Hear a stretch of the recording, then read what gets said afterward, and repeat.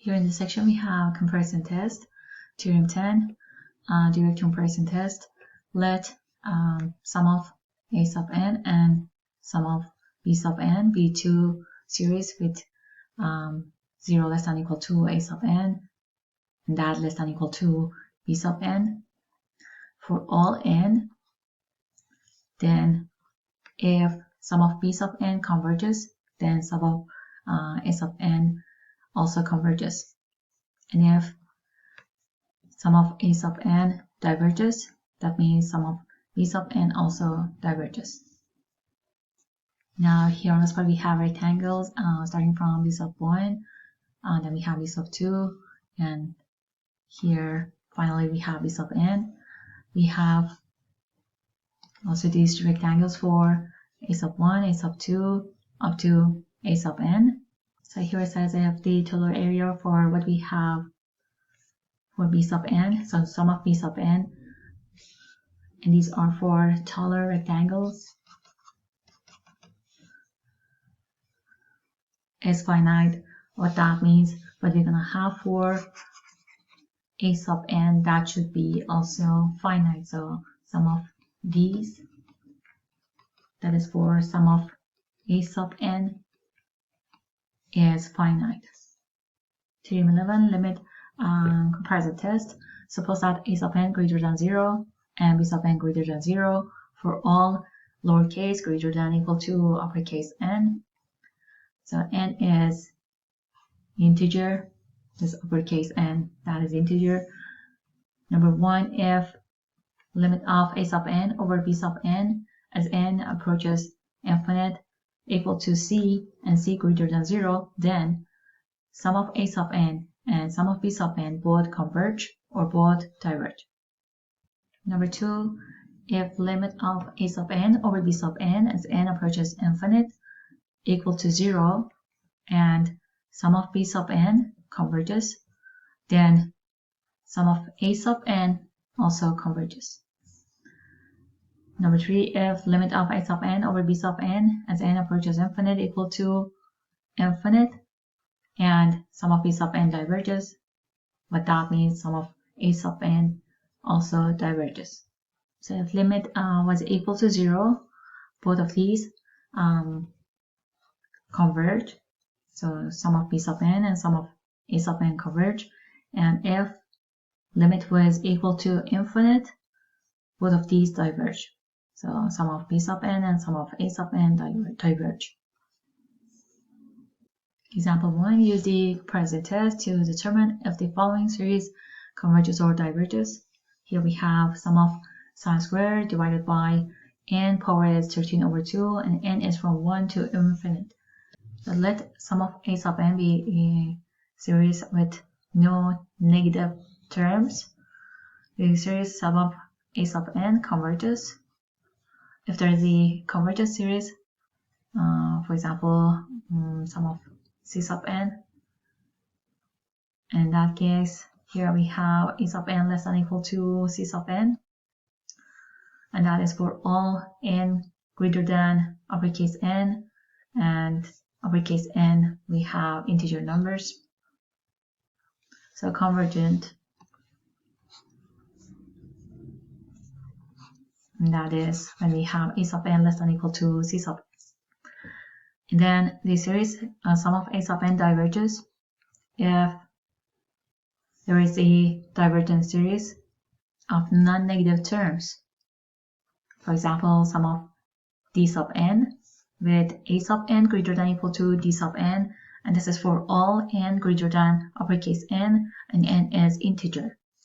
So for diverge here we have a sub n greater than equal to d sub n. So this was the difference between these two. Here we have our series a sub n is less than equal to what we had for convergent series c sub n, and on this part that we have divergent, here we have our series a sub n that is greater than equal to. So instead of less than equal to, it is greater than equal to what we have for divergent series of non-negative terms. Notice that the expression sine squared divided by n power 13 over 2, this is non-negative for n greater than or equal to 1, and sine squared is between 0 and 1 inclusive, and this is for all n. So what we're going to do, we compare series sine squared divided by n power 13 over 2. N is from 1 to infinite. Comparing this one to series 1 over n power 13 over 2, and n is from 1 to infinite. So I used what we had here in denominator. So 1 over what we had in denominator on this part. And then based on what we have on this part, sine squared is between 0, 1 inclusive, and n to the power 13 over 2, that is positive for all n greater than or equal to 1. So using these two, we can conclude that sine squared over n power 13 over 2, that is less than or equal to 1 over n power 13 over 2. So what we have here on this part, that is based on p series. So sum of 1 over n power p, and from 1 to infinite. So based on what we have for this and what we have for our power p, p is real constant. If p was greater than 1, that means series converges, and if p was less than or equal to 1, that means series diverges. And based on what we have here on this part, 1 over n power 13 over 2, the series for p we have 13 over 2, and this 13 over 2 is greater than 1. So what that means, the series converges.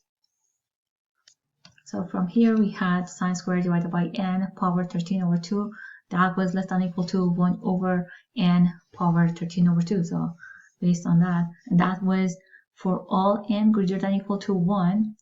And what we had here for series 1 over n power 13 over 2, that part converges, so this series converges. So this means using comparison test, the series sine squared divided by n power 13 over 2 also converges. So this series converges by comparison test. Use the limit comparison test to determine if the following series converges or diverges. So what is given here on this part, we have sum of n minus 7 over n cubed plus 17 n squared plus 12, n is from 1 to infinite. Let a sub n equal to what is given here on this part, n minus 7 divided by n cubed plus 17 n squared plus 12. Now we have to find what we're going to use for b sub n. So choosing what we have for b sub n, that is similar to the n term a sub n, and is known to converge or diverge. So based on what we have for a sub n, here we're gonna see what is the largest degree in numerator and denominator. So here we have n1 over n cubed. I'm going to use that for b sub n. So b sub n equal to n over n cubed. Then simplify, so that is 1 over n squared. Now divide a sub n divided by b sub n. So we have n minus 7 over n cubed plus 17 n squared plus 12, that is a sub n, and then divide by b sub n, which is 1 over n squared. So that this is equal to n squared times what we have for a sub n. So now simplify here, multiply n squared times n squared times -7. So we have n cubed minus 7n squared divided by what we have in denominator.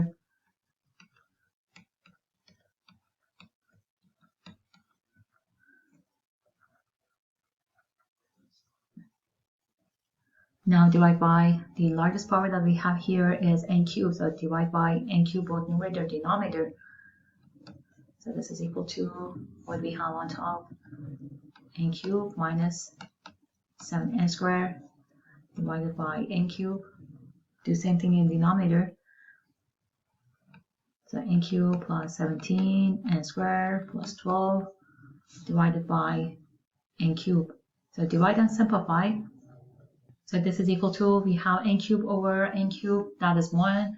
We have -7n squared divided by n cubed, that is equal to -7 over n. So on top we have 1 minus 7 over n, and denominator, again, we have to simplify. So n cubed divided by n cubed, we have 1, then plus 17n squared divided by n cubed, that is 17 over n, and then add 12 over n cubed. Now we have to find limit of a sub n divided by b sub n as n approaches infinite. So limit is equal to, here on top in denominator, having infinite, we're going to have 7 over infinite, so that is equal to 0.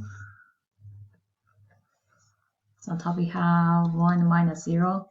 Denominator we have 1 plus 17 over infinite, that is 0.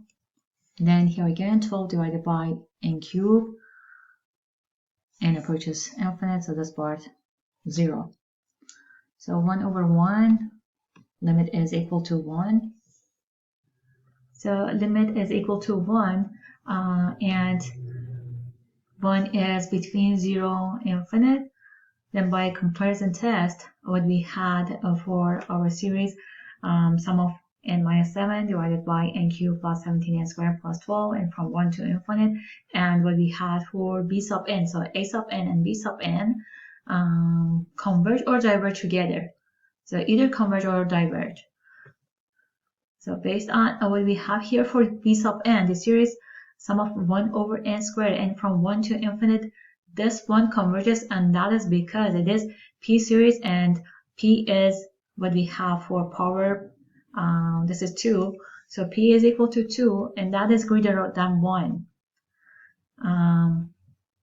And since this series, this b sub n converges, that means that the series that we have for b sub n, so sum of n minus 7 over n cubed plus 17 n squared plus 12, and from 1 to infinite also converges, and that is by comparison test.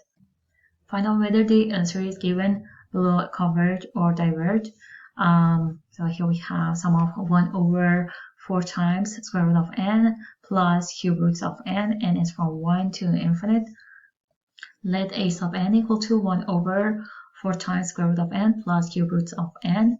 Now we have to find what we're going to use for b sub n, and that is based on the largest powers that we have in numerator and denominator from what we have here for a sub n. So here the power is 1 over 2, and this one is 1 over 3. So I'm going to use this part for b sub n. So I can use 1 over 4 times the square root of n for b sub n, or it's better to use 1 over square root of n, because this is simpler to use instead of using 1 over 4 times square root of n. So we can use 1 over square root of n for b sub n, and then divide these two, simplify, and then find the limit of a sub n over b sub n as n approaches infinite. So a sub n over b sub n, and this is equal to square root of n. So I multiply this way, what I have here, multiply by what we have on top, that was here in numerator, and then multiply this part by what I have here, that's gonna be in denominator. So after is on top, and inner part is in denominator. So denominator we have 1 times 4 square root of n plus cube roots of n. Now simplify, so divide both numerator and denominator by the largest power that we can have. So the largest power that we have in numerator and denominator is the square root of n. So divide both by square root of n. So this is equal to square root of n over square root of n. That is equal to 1. And denominator 4 times square root of n over square root of n. That is 4. Plus cube roots of n divided by square root of n. The answer for this part is, and how I got this answer here, I'm going to explain. So we have cube roots of n over square root of n. So this is n power 1/3 divided by n power 1/2. Here we have division, we have same base, so use that here, and then subtract powers. 1/3 minus 1/2.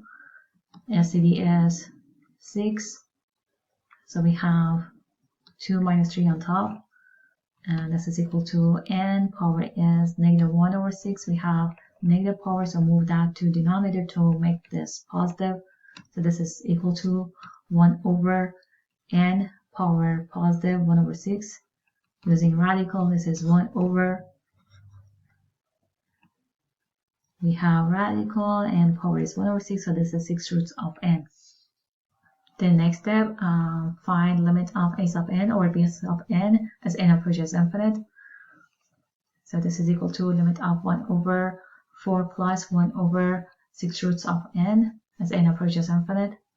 This is equal to 1 over 4 plus, we have 1 over infinite, so that is 0. So the answer for this one is 1/4. And this is greater than 0. And the series that we have for b sub n is sum of 1 over square root of n, and from 1 to infinite, this one diverges, and that is because this is p series, and p is equal to the power that we have here in denominator is 1/2. And that is less than 1. Or we can say this is because sum of 1 over n and from 1 to infinite is divergent p series. So limit of a sub n over b sub n, which is equal to 1/4, that is greater than 0, and sum of b sub n diverges because of this. Using what we have for limit comparison test, the series that we have for a sub n, sum of a sub n equal to sum of 1 over 4 times square root of n plus cube roots of n, and from 1 to infinite, that also diverges. Use an appropriate test to determine whether the series given below converges or diverges. We have sum of n plus 10 divided by n times n plus 1 times n plus 2, and from 1 to infinite. We have to simplify what we have here in denominator, so we have to multiply all of these. So n times n plus 1 times n plus 2 is equal to n cubed plus 3n squared plus 2n. Now let a sub n equal to n plus 10 divided by n cubed plus 3n squared plus 2n, and use the largest powers that we have in numerator denominator to find what we have for b sub n. So the largest power here is 1, so we have n over, in denominator the largest power is 3, so n over n cubed, that is what we have for b sub n. Simplify, this is equal to 1 over n squared. And then next step, finding a sub n over b sub n. Simplify, and then we have to find limit. So here a sub n is n plus 10 over n cubed plus 3n squared plus 2n divided by b sub n is 1 over n squared. So here multiply n squared times what we have on top. So we have n cubed plus 10n squared, and then 1 times what we have here. So it's 1 times n cubed plus 3n squared plus 2n. and then simplify. So here we have to divide both numerator and denominator by the largest power that we have. So the largest power that we have in numerator and denominator is n cubed. So divide both numerator and denominator by n cubed, and then simplify. So this is equal to n cubed divided by n cubed is 1. Then we have 10n squared divided by n cubed, that is 10 over n. Now in denominator, n cubed divided by n cubed is 1. Then 3n squared divided by n cubed is 3 over n. And finally here we have 2n divided by n cubed, that is 2 over n. Now use this part and then find limit as n approaches infinite. So limit of a sub n over b sub n as n approaches infinite, this is equal to 1 plus, here we have 10 over infinite, so that part is 0. And denominator we have 1 plus 3 over n approaches infinite, so we have 3 over infinite, that is 0, plus 2 over infinite, so that is 0. So limit is equal to 1, and this is greater than 0. And what we have for b sub n, sum of 1 over n squared, and from 1 to infinite, this series converges, and that is because it is p series, and p is equal to 2, and 2 is greater than 1. So based on what we had for limit of a sub n over b sub n, which was equal to 1, and that was greater than 0, and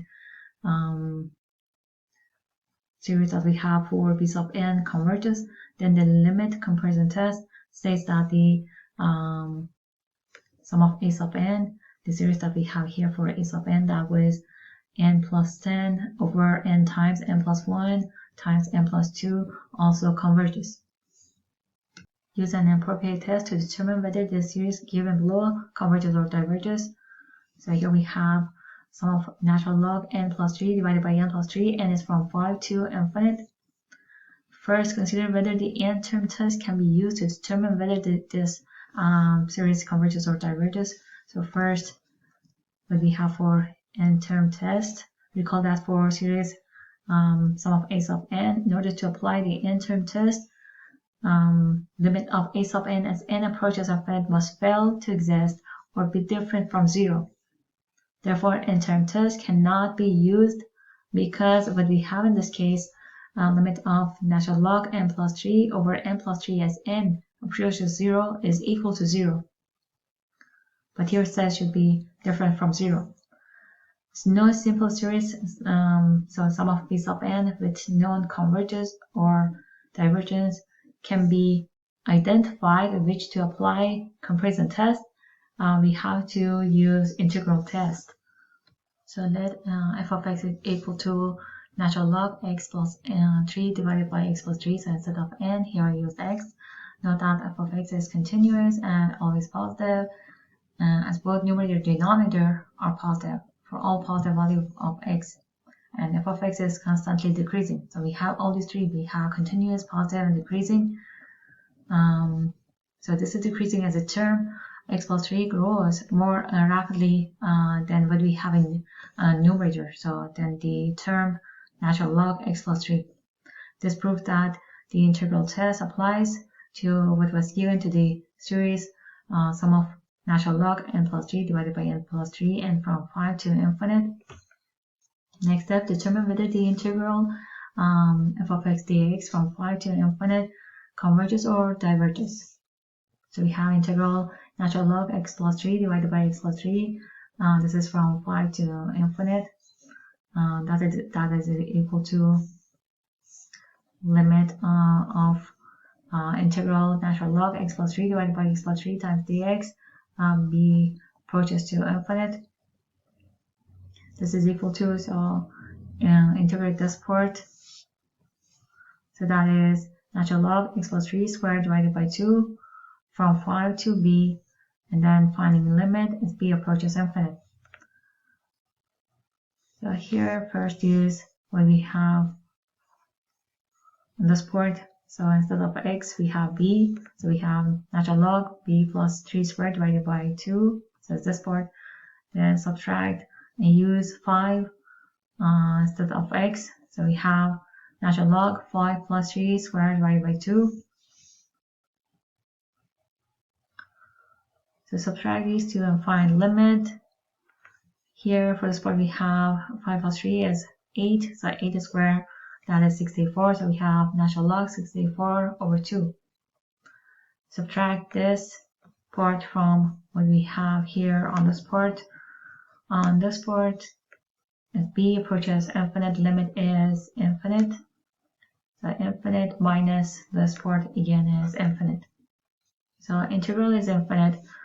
Since integral natural log x plus 3 divided by x plus 3 times dx is equal to infinite, the integral is divergent.